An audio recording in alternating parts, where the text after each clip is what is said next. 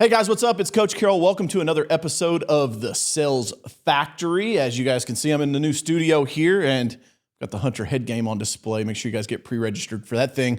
But I'm excited for this episode today. I've got Jake Dixon from the Locker Room. He's a real estate coach. And on today's episode, he's joining me. I'm pretty excited about this one because he is leading a national real estate coaching organization based out of Wisconsin. Jake's made it his mission to help real estate agents, coaches, and brokerages all across North America accelerate their growth, retention, and what I love, profitability through practical coaching, proven tools, and continuous get your jersey dirty attitude. Love that. Since 2016, the Locker Room has impacted thousands in the real estate space, especially those just starting out or looking to break past that 24 home ceiling. Get ready for some actionable sales wisdom and inspiration from my favorite places, the trenches. So, Jake, welcome, man. Coach Carroll, man, I appreciate the opportunity. Excited to give back to your audience here and ready to get my jersey dirty.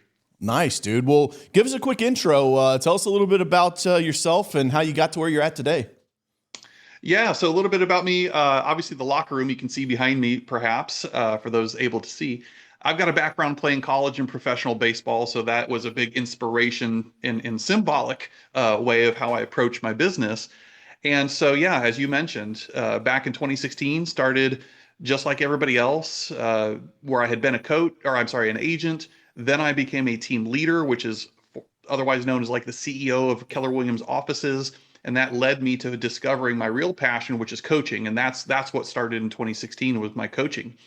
And in the first year, we became the number one coaching platform inside of Keller Williams. And Wow. We did about $3.6 million of agent earned GCI, $124 million of volume, over $1 million of squeaky clean company revenue, all just from this program of relatively new, inexperienced agents that we were able to rise up. And ever since then, we've created this expansion platform where we're able to duplicate that same success across all brands, all companies that choose to partner with us. Love that, man. Love that. And what gets you up in the morning, man? What makes you excited about working with these agents and helping them? You know, when we decided back in 2016, in fact, to plant our flag in the ground, what was it that we were going to be known for? What's the dent or the impact on this industry that we wanted to make to leave it better than we found it? I'm a blue ocean strategy guy. So if anybody's into books and personal growth and development, check the book Blue Ocean Strategy. Highly recommend that one. Yeah, there you go. Not surprised. So for those not familiar, it's basically, I've always believed the quickest path to success is observing what the masses are doing. They're herd animals. We move in herds and actually going the opposite direction. That's the blue ocean concept, rather than fighting in the shark-infested bloody waters. So what I saw upon benchmarking the real estate coaching industry is a lot of people were offering their platforms to quote unquote already successful agents, the ones who could afford $1,000 or better per month. And I'm over here fighting for the little guy, you know, the person that the statistics say are set up for failure because 87% of agents fail in this business. Surprise, surprise. Wow. So we really built our entire platform championing that brand new agent, that inexperienced person who just needed a little bit of extra support to break through their ceiling. And that was the fight that we chose to fight. And we planted our flag in the ground ever since. And we're still able to fight that mission and move the needle in the opposite direction regarding the agent failure rate. Wow. Why do you think it is that that those agents fail at such a high rate? I mean, the SBA statistics obviously show that almost 90% of small businesses fail within the first 10 years. Only 10% make it. And so like, it's a tough road out there, right? We're the ones that pay the taxes. We're the ones that give up the sleepless nights. We're the ones that miss the dance recitals and the ball games to chase our dream. What do you see in the real estate space? I'm curious, what are maybe the three biggest causations that you've been able to identify for failures in that space? I don't think it's too dissimilar to the SBA stats you referenced, right? Business is business, whether it's slinging real estate or, slinging baking pizzas. Which reminds me, again, I'm a junkie when it comes to personal growth. So, The E-Myth Revisited, I think, is a great summary of that question. Of one of the reasons there is such a failure rate is number one, people turn on the television, they watch HGTV and all these shows, and it comes across as something that we all know it's definitely not. And so they say, well, I love helping people. I love homes. Well, you're going to hate people. You're going to hate homes by the end of this. Okay. And so it sets people up for a false sense of reality and or expectation. Like the E-Myth Revisited book says, he used the example of a lady who bakes pies. And everybody in the town, all of her friends, all of her family say, oh my gosh, you've got the best tasting pies. And so one day she had what we all call an entrepreneurial seizure.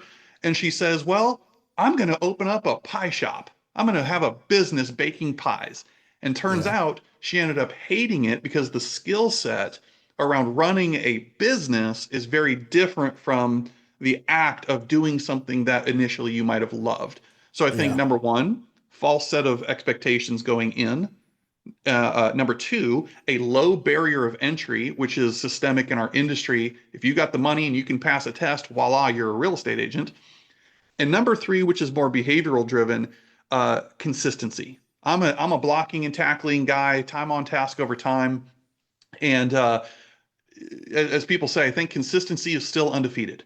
And so many folks that get into this entrepreneurial whirlwind, they try, they dabble, they experiment in all these different things and never really grab hold of what works for them and stick with it long enough to bear the fruits of those efforts. Wow.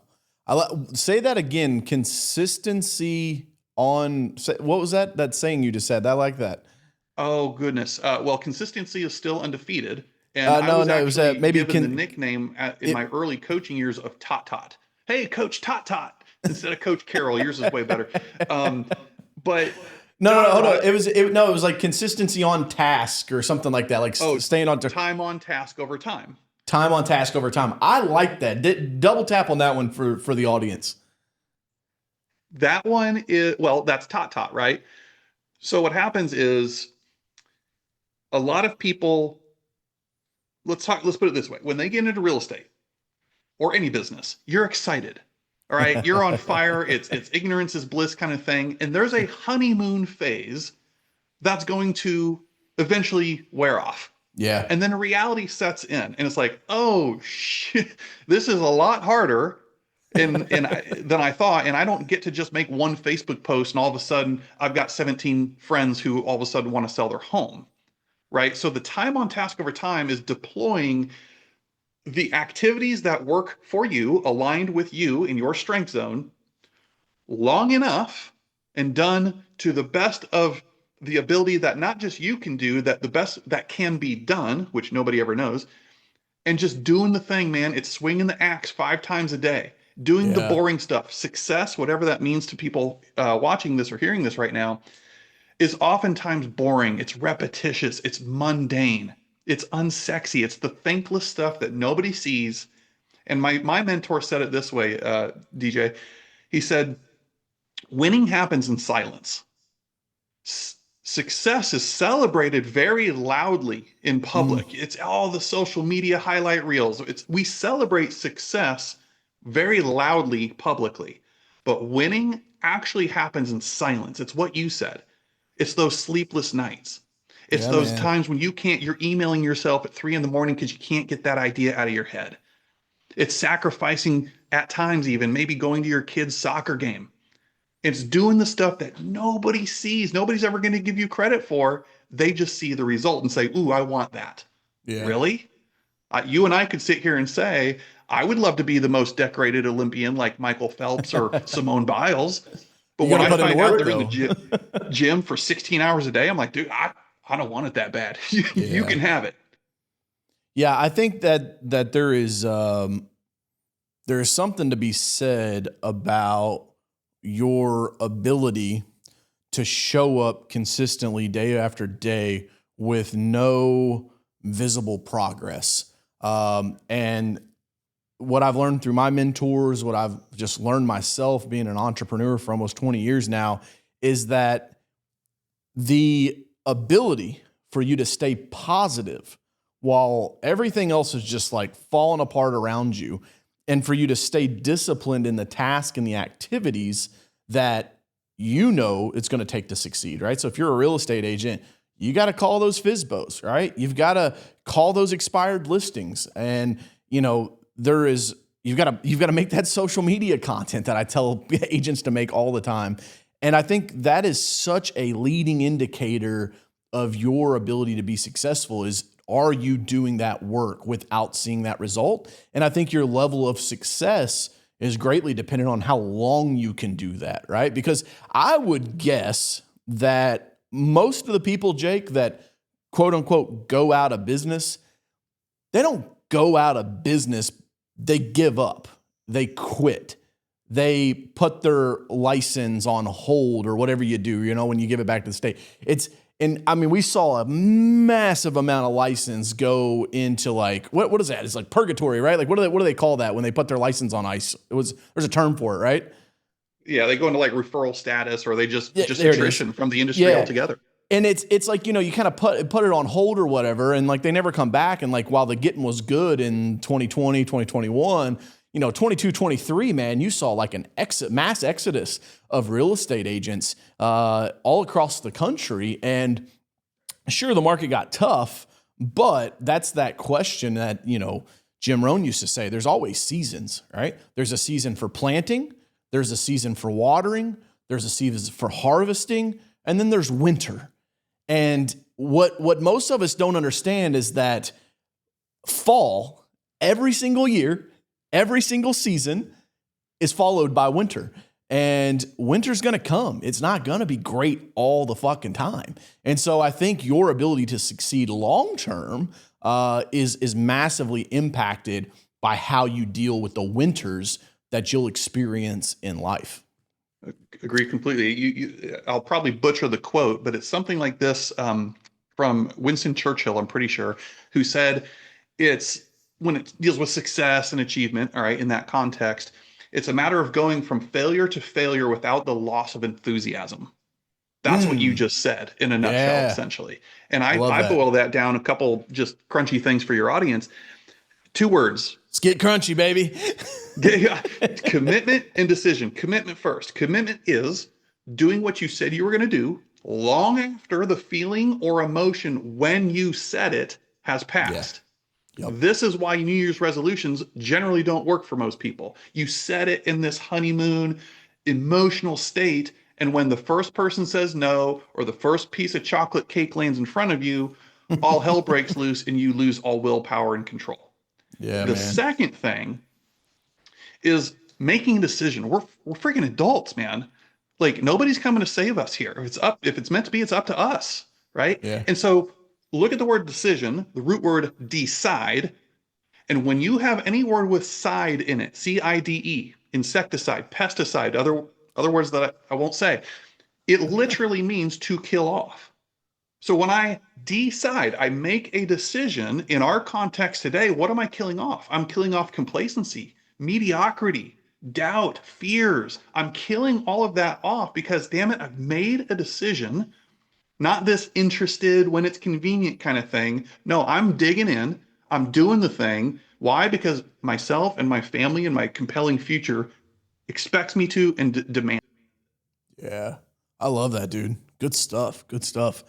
Talk to me, man, about a story of how maybe you had a client in the past that had self-limiting beliefs, because I know that oftentimes when you get started in business, self-limiting beliefs can really be the toughest part to get over. Somebody could have crazy work ethic. Somebody could really be dreaming big and have the goals and the ambitions. But, I think our society has gotten to a point where we're making up words, right? They're I have imposter syndrome. It's no, you're just insecure, right? And so I think that we have to talk about this because, if somebody has self-doubt, I personally think a lot of times it's because they haven't fully committed, what you just talked about. But I'd be curious what your take is when working with people that you see that maybe have this at the beginning, or even, listen, sometimes, man, you get to the top of one of the mountains that you thought was the biggest mountain ever and you were going to climb it. And then you go, holy shit, there's one 4 times bigger that I can see now. but do I have the ability to go through the valley and back up to the top of the mountain? So how do you help people coach through that? Man, that's such a great question. And I like to use stories, analogies, metaphors to make the points. And I'll go back to the original part of your question, which is a specific instance. So they know who they are. I'll just leave it at Ryan and Heather. So quick story.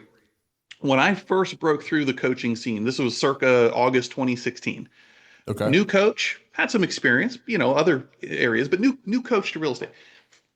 Ryan and Heather joined at the time my coaching program. Well, guess what? Ryan at the time was a U.S. food truck driver making 60 grand a year driving a U.S. food truck. Heather, his wife, was a stay-at-home mom with their 3 beautiful, amazing children. Well, anyways, bad luck struck them because as Ryan is hauling all this stuff onto the truck and the pallets and stuff, he screws up his shoulder, ends up needing shoulder surgery. He's out of commish for about 9 months. So happens no all money the time coming to in. delivery drivers, man. Most people don't realize how often that happens. Guys slip and fall out back of trucks and like their whole income stream's gone. That's it. So no revenue coming in. But now when he's healed and he's going back to work, that same week, they let him go. So things are just getting worse and worse and worse. Now all of a sudden they're living on food stamps. And one friend said, because he was interviewing, nobody wanted to hire a food truck driver. Friend said, have you ever considered getting in real estate? You guys have helped us just buy some homes and find some off-market properties that are good for investments. And they said, well, gee, no, we've never considered that. Borrowed $500 each from their parents because they didn't have the money to sign up for real estate school. Fast forward, insert Jake and us. They joined my coaching program.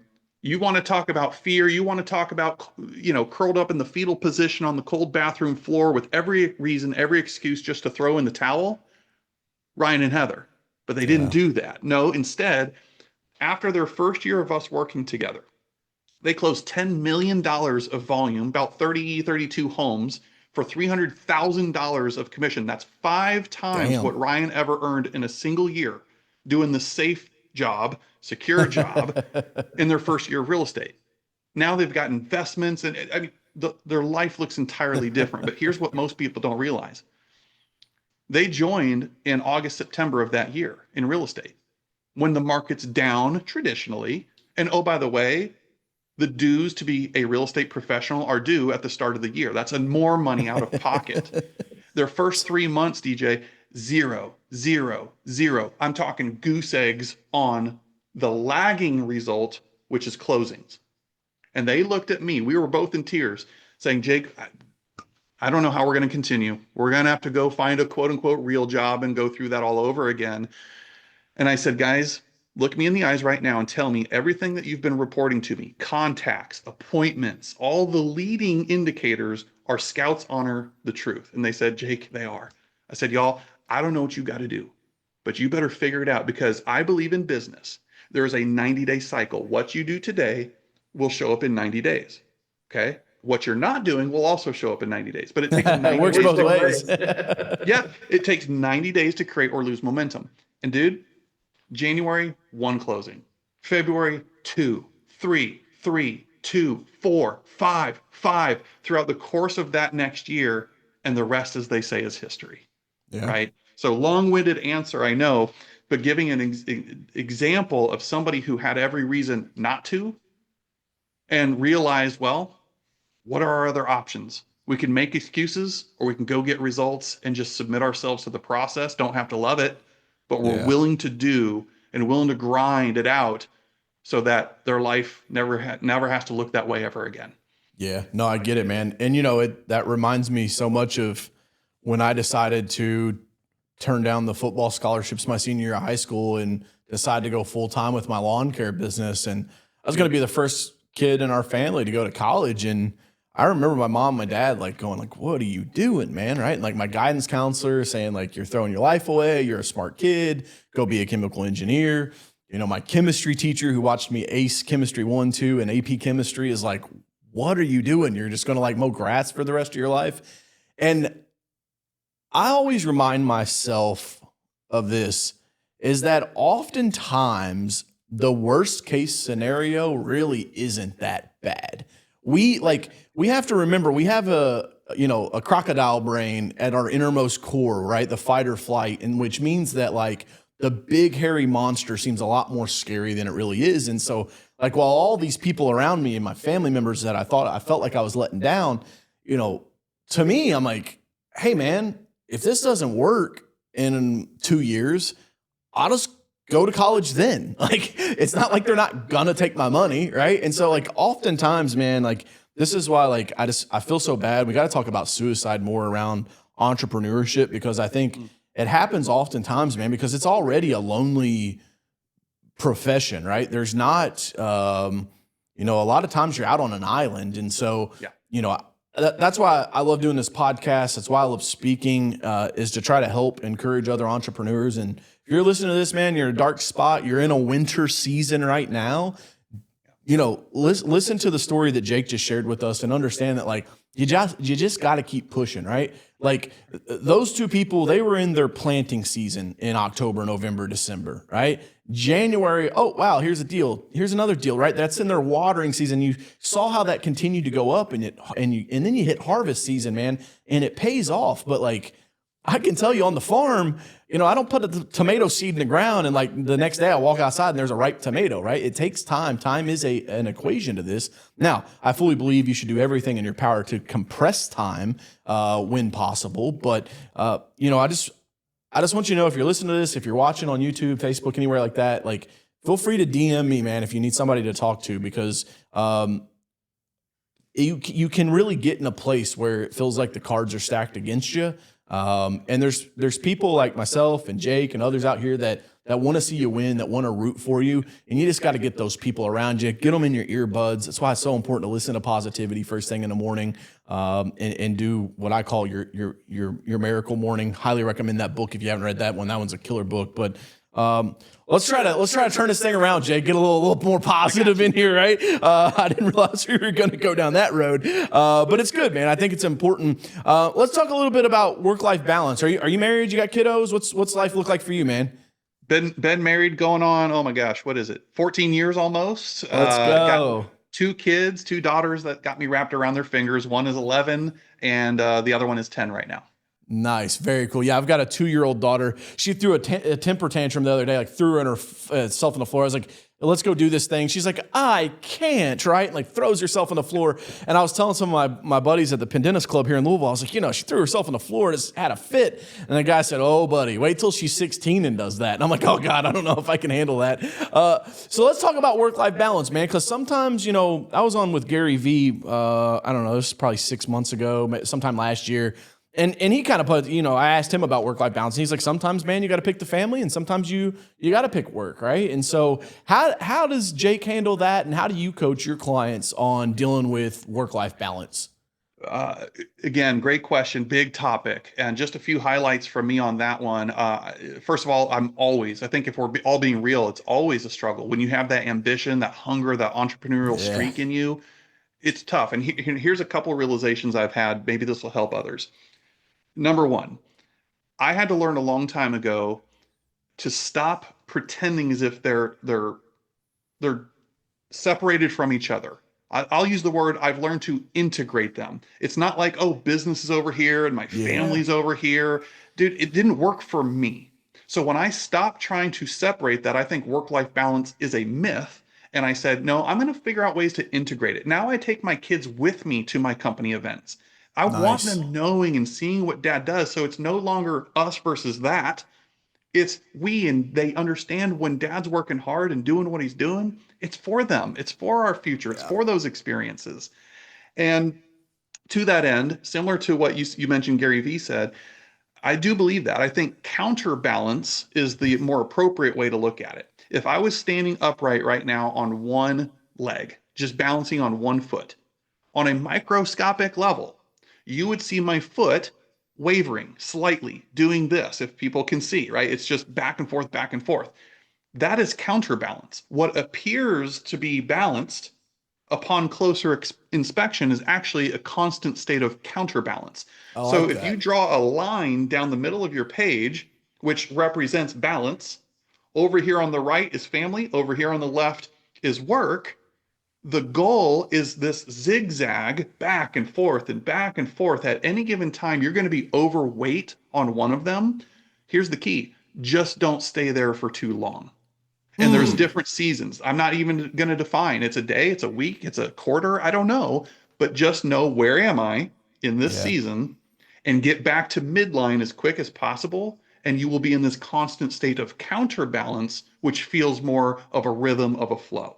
Last thing I, on that from a personal note, man, this was probably back in 2015-ish. I was going through some ish, man. Things were not good because of my fault. And here's how I say this: work got the best of me, and my family got the rest of me. And that ooh, wasn't cool. I had to yeah. observe my patterns. I read a book called The Power of Habit at the time, and it made me realize, wow, if I just change one thing, just disrupt the pattern, one thing, everything else after will be disrupted as a result of it. So you know what that one thing was? Till this day, very few exceptions, I do not take my laptop home with me. I was the guy with his laptop laying in bed, hammering away on the keyboard till Oh, 2, 3 o'clock fuck. in the morning. Then I'd look over at my wife saying, oh, hey, hun. Our marriage was on the rocks. I said, if I stop that, everything else thereafter has to create a new cycle. And I Yeah. tell you, man, to this day, I don't bring my laptop home if I can help it. Yes, I still got my phone in my hand, but I removed the temptation. And that really, really helped us achieve some level of. I like that. Couple things I want to talk to on that point there. So the first one, I love that counterbalancing analogy. I've never heard that before, but it's so perfectly fit. I think that hits home for a lot of the listeners. What I would say is make sure you communicate those seasons with your spouse and your family. When I was writing this book, there were a lot of late nights in my studio, and like my wife knew, like, hey, I'd been working on this thing for 10 years, and like it's finally time. Like I've gotta hunker down. I've got to, and then so be 2 and 3 o'clock in the morning, right? That I'm working these late nights, and 6 p.m. to 8 p.m. is like, man, that's like they call it golden hour in photography, right? Because the sun is setting. But for me, it's golden hour because like that's my time with my family. And so like if I got to go back to work after 8 and the kiddos go to sleep, so be it. There's seasons for that. But I think you have to make sure you communicate, because I get so many emails, so many DMs about, Coach, how do I get my wife to support me? Coach, how do I get her on board? And it's like, man, like that's tough. It's tough to be an entrepreneur to begin with, let alone if your like best friend and your partner in crime isn't on the same page. So I think you definitely have to communicate. The other piece too is I think what you allude to with the laptop, man, it's like you have to have spaces, right? And so like I pity the guy that while he's at work, he thinks vacation, vacation, vacation, vacation. And then while he's at vacation, he thinks work, work, work, work, work, right? And there's no delineation. So for me, my home office is actually out in my barn. It's about a finished space, about 300 square feet of studio space. And so like if Dada's going to work, like Dada goes out there and goes to work. That way it's not that distraction, because to me, man, like I want to be all in when I'm there, with the family, and I want to be all in when I'm at work. And so I think those are two big caveats as well. Yeah, man, absolutely. Yeah. By the way, agree entirely with everything you said. Communication and expectations around that. Yes, don't leave that part out. Just real quick. This is dating back maybe for some of us, like to, I don't know, 7th grade chemistry or something. But how many of you listening to this, comment, share, or whatever you like it, if you've heard the quote from Sir Isaac Newton? Boy, do I sound smart. Sir Isaac Newton, Newton's law, that for every action, there's an equal and opposite reaction. Yeah. Right? We know this stuff. And I used to run an indoor baseball training facility where I would demonstrate to kids, young athletes, that if I wanted to flex my bicep muscle, for every action, there's an equal and opposite reaction. What does that mean for my tricep? Well, equal and opposite is it's got to relax, right? Mm-hmm. So where am I going with this? In this conversation, it's important to know, what are my priorities? I think is really, when we talk work-life balance, really we're saying at the core of it, what are my priorities? My family is one of them. And I have to be very disciplined of knowing what to say yes to and what to say no to, because for every action, there's an equal and opposite reaction. When I say Mm-hmm. yes to something, that means I'm saying no to something else. Here's the 2 follow-up questions. What is it? And am I okay with that? Example in real estate. I coach a lot of agents. They're sitting down, letting emotion, the fear of loss dictate their short-term decisions. So they're finally sitting there at 6 o'clock. It's around the dinner table. It's been a long day. I get to break bread and see my family and ask them about their day. And then the inevitable happens. My phone rings and it's Buyer Bob. And I look down at that phone and see it's Buyer Bob, who I know if I answer this, he's going to want me to go and leave and show him some properties. And I've got a decision to make. When I say yes to something, I say to no to something else. What is it? And am I okay with that? So many agents who claim they're burnout are making decisions rooted out of the fear of loss, that if I don't take this call, I'm going to lose out on the commissions.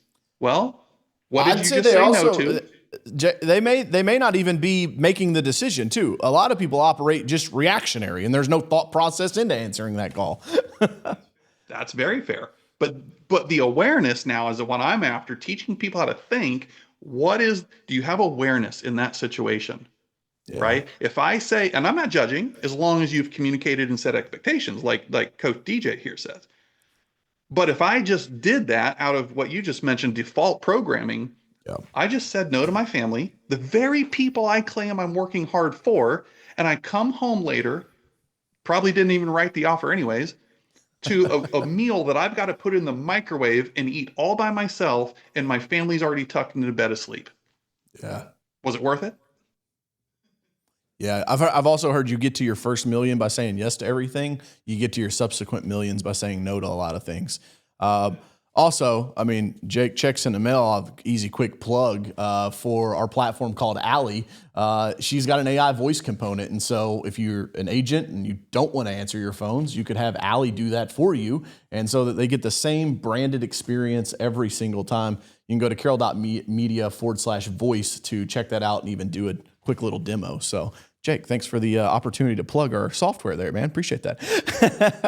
Because I do think, I mean, my phone stays on silent, man. Like if I had notifications on, like that's, to me, I think that's one of the biggest time hacks. Cause earlier you said you don't believe in work-life balance. I don't believe in time management. You can't manage time. Time is going to happen without it. So I call it time maximization. On coachcarroll.com, I've got a course that's super cheap that goes through a bunch of tactics to maximize your time. And so like one of the first ones that I'll tell students and entrepreneurs that I work with is like, turn all of your notifications off. Go into iPhone, go into setting, go into notifications, and turn fucking everything off. And it's like, well, what if someone calls me? I'm like, hey man, in 1950, people couldn't get a hold of, and the business world was perfectly fine. Like it still kept going. Deals got done. Buildings got built. Transactions got sold. And there will be somebody in the comments that is like a burnt out, frizzled mess that'll be like, well, DJ, you don't understand, man. Like my clients use me because I answer the phone when I call. And I'm like,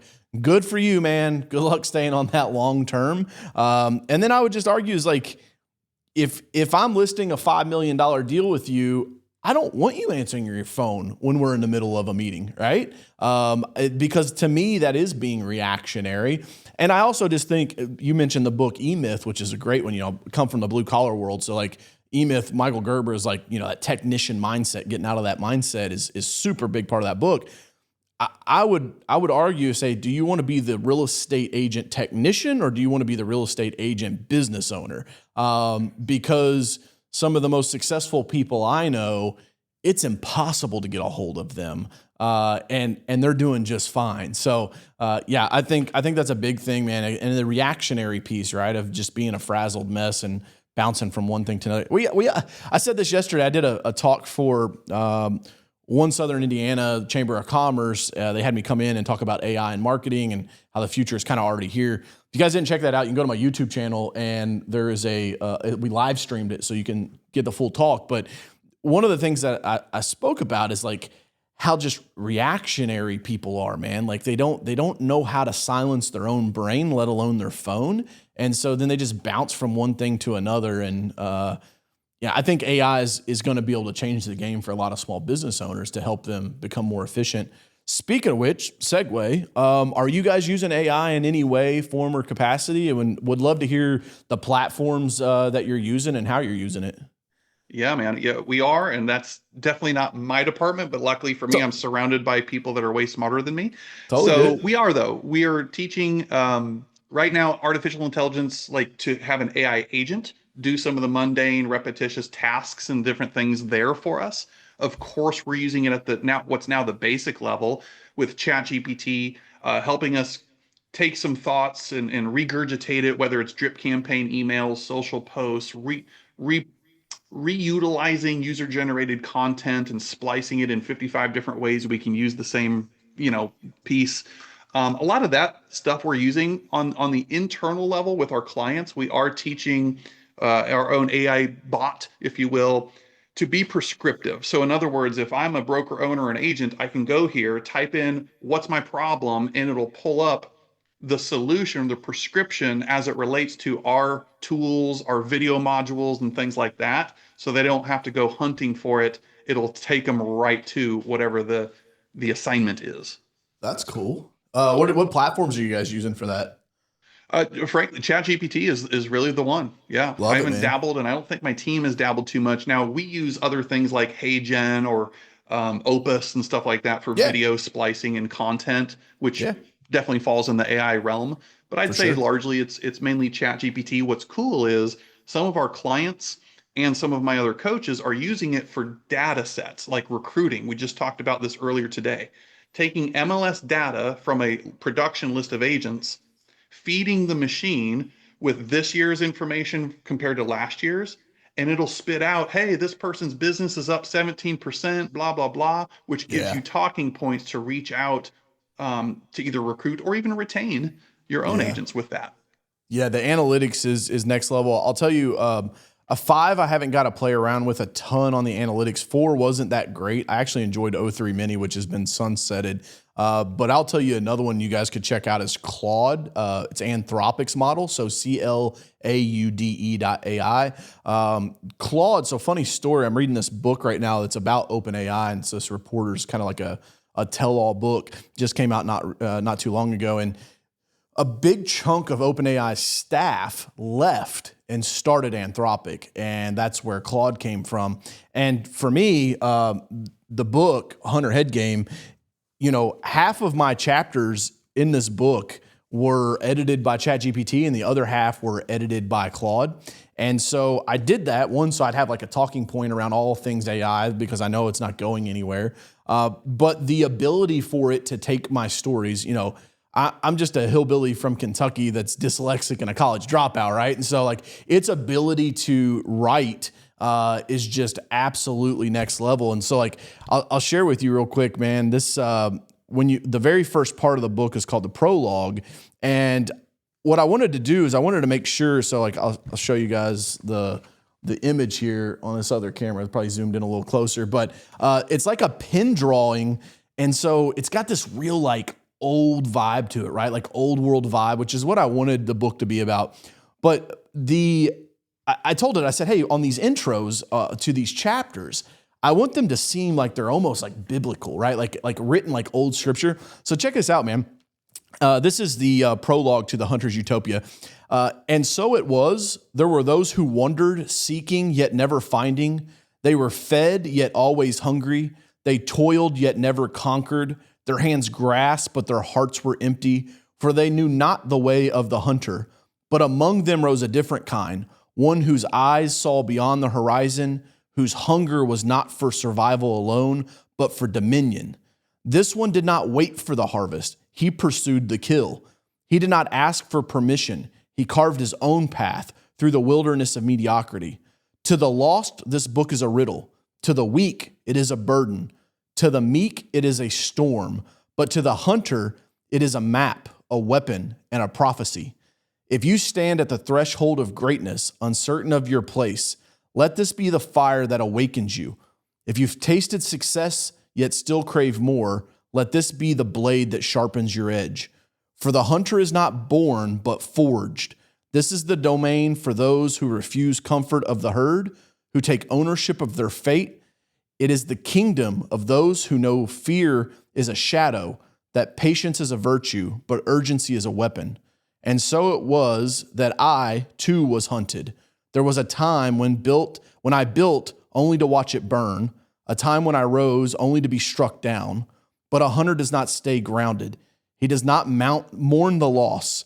He sharpens his blade, he learns, and he waits until the moment comes to take back what is his. What lies ahead is not comfort, not ease, but power. Power that belongs to those who claim it. And so I ask you, wanderer at the edge of this fire, are you here to be fed or are you here to hunt? And I mean, like, dude, I could not have wrote that poetic message. Right? I mean, and that's what I wanted to happen, man. I wanted this thing to be, you know, a war cry for the entrepreneurs and the builders out there. You know, the subtitle of this is "The Old World Rewarded Obedience. The New World Demands Killer Instincts." And I think it's so true that I think we've lost some of our killer instincts in this world because, one, you know, we're seeing the net of 8th place participation trophies in our society. But the other piece of this is that people have just gotten fucking soft, man. You know, their meals are at a push of a button. They're everything that you need is on your phone. And so they're endlessly just dummy scrolling through these fucking apps. And it's like when they need something, they just push a button. And I think what has happened is that the lion doesn't come in the village and drag the fucking kids away anymore. And so we just think that like we don't live in a universe where it is the jungle, man. And so I think the people that harness the power of being an apex predator in their space, right? Like the jaguar and the gorilla don't compete with the lion, right? Like you got to own your dominion.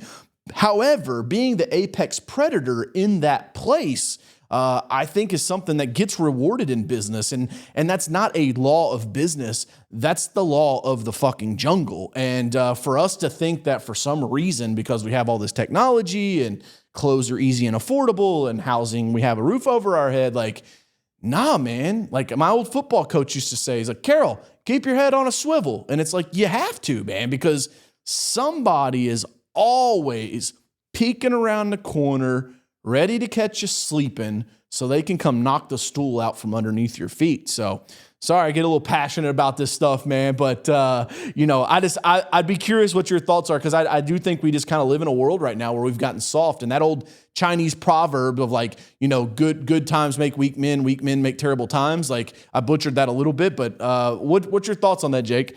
I completely agree. In fact, I quoted whoever said it the other day on my Facebook page of in business, only the paranoid survive. And some people are going to take that out of context, but you and I both know what that means. Only the paranoid survive. Yeah. And I'll link this back to something we spoke about earlier, man. You're kind of hitting on that primal fight or flight mechanism that's innate in all of us. And I use this same parable to make several different points, but just for a minute, all your listeners, all your viewers right now, let's imagine that we're all in Coach Carroll's little cave right there. I'm sure my invitation's in the mail. It's okay. But no, let's imagine we're in this cave. It's 3,000 years ago. We're right there, all huddled up, and in the center is this campfire. And we're just doing our thing, writing on the walls and doing all that. But all of a sudden, we hear something rustling around in the bushes outside the cave entrance, and we're like, shh, shh, shh. Did you just hear that? DJ, what? Did you hear that? What is that, man? And for a minute, in that fleeting moment, that is that fight or flight thing. That is fear, okay? Speaking to you. Ladies and gentlemen who can hear my voice right now, fear is nothing to be ashamed of. Fear is actually a good thing. Fear is a protection mechanism. Stop trying to be all macho and pretend it's not there. It doesn't exist, or. You just need to know how to channel it properly because I'm thinking in the cave, what the hell is that thing? Is it going to come try and eat us? Or are we going to eat it? And that speaks to the killer instinct you're talking about. And I know my choice. I'm going to eat that freaking thing, even if it's just a squirrel or a big old grizzly bear. I'm going after it. It's going on the fire. That's it, buddy. That's it, man. But I just need, I know we need people to realize, personify fear. Say, hi, fear. I knew you were coming. It was just a matter of time. I didn't know when, but listen. What I'm going to do right now, I'm going to pick up the phone. I'm going to call 10 people and see if they need my services. It's going to be okay. I got this. But I tell you what, thank you so much for caring about me. Thank you so much for protecting me, but I'll take it from here. See you next time. Yeah. Just talk to it. Acknowledge it for what it is, but it's not a bad thing. It's not the boogeyman. if channeled properly, that fear, that fight or flight moment can actually serve you in an incredible way. Yeah. And I think if you can rewire your brain a little bit to know that that should be the leading indicator that you're making big moves.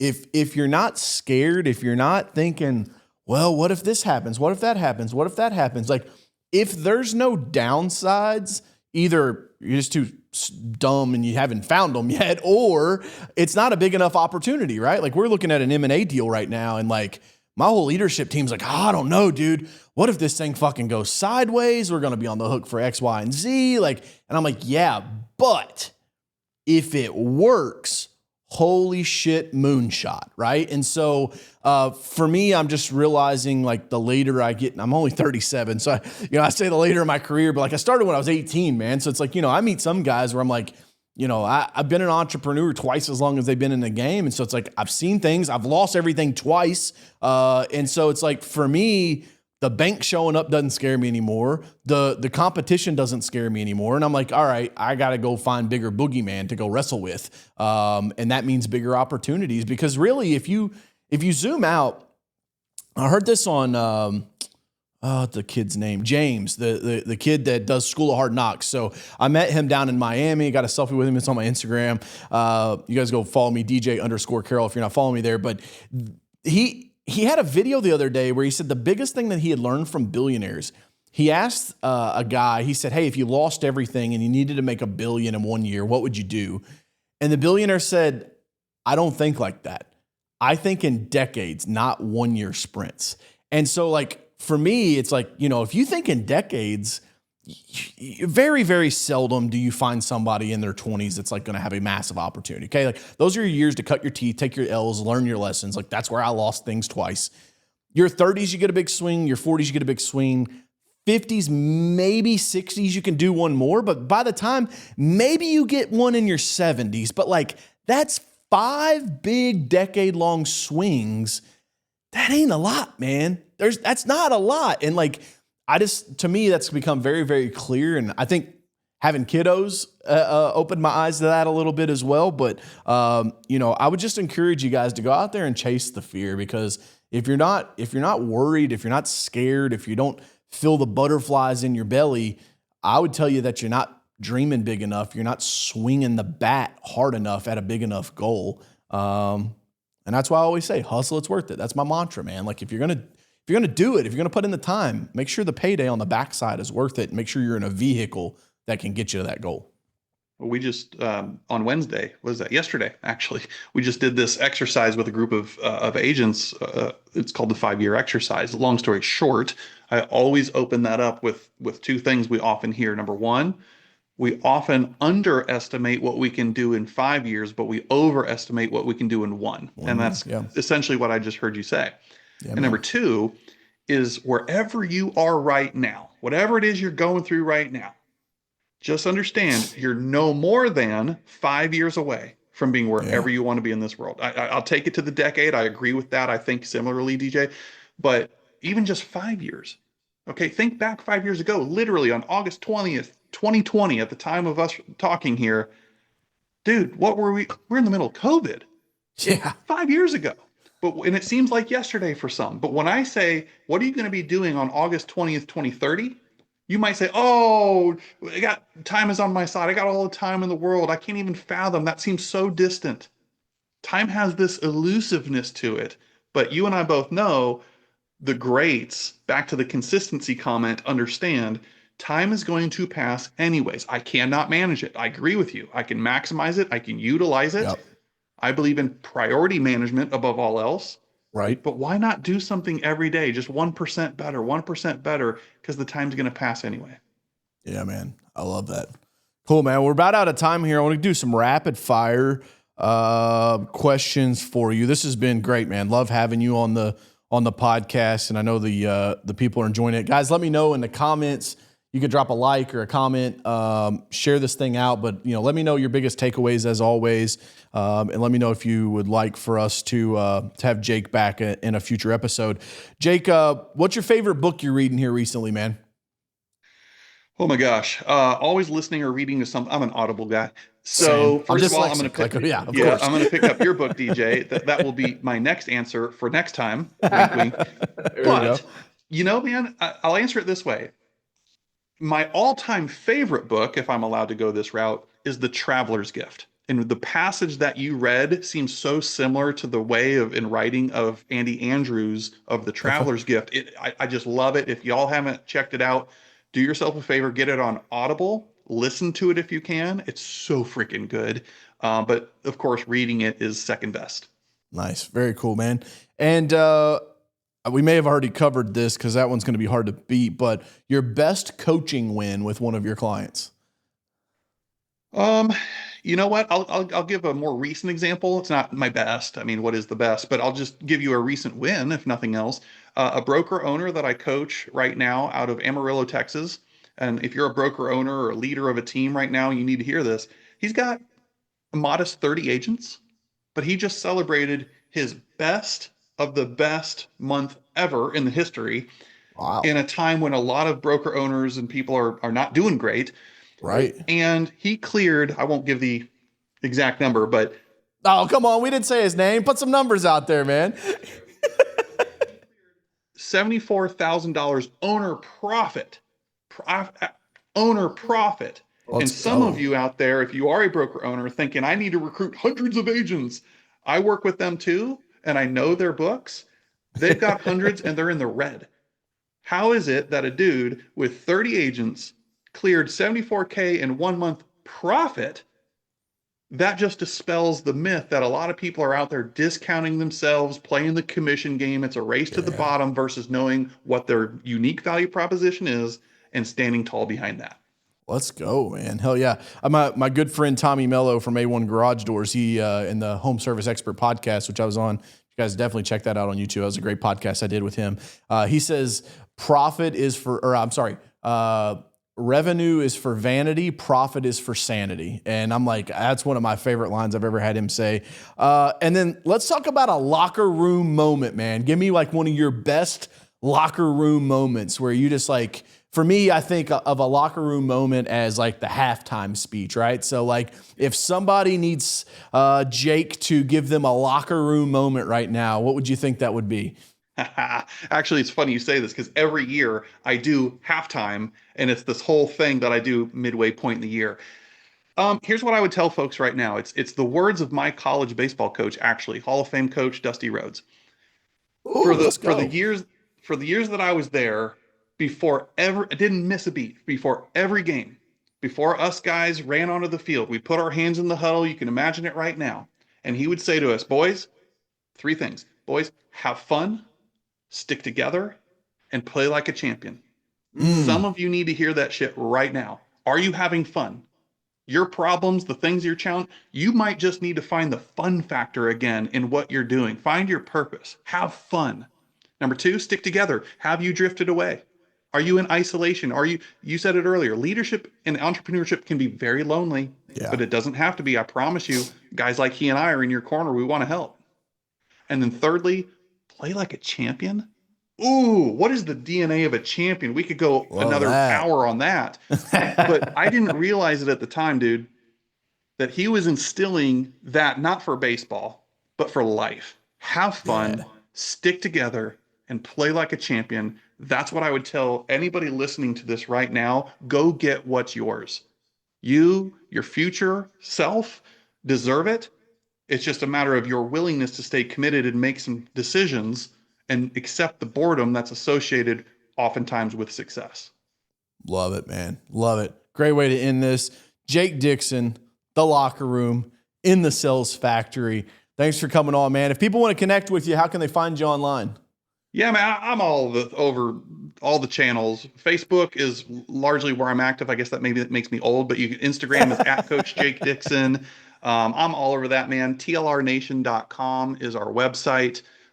Jake-Dixon.com. I too wrote a book. It's called Cannonball, the 12 Success Principles that Children Can Teach You About Life and Business. So just let me be a resource. I'm not here to sell and nickel and dime anybody, but I do want to be a resource and a connector above all else. Yeah, we'll pick that up. Cool, man. Well, guys, as we close out, thank you for tuning in to another episode of The Sales Factory. Please make sure that you like, subscribe, and share the podcast. And if you haven't left us a review on iTunes, please do so if you're on an iOS device. It helps us get the show in front of more people as we're going on our 10th year doing this podcast. And so helping lots of entrepreneurs out there. Until next time, as always, here's to your success and hustle. It's worth it.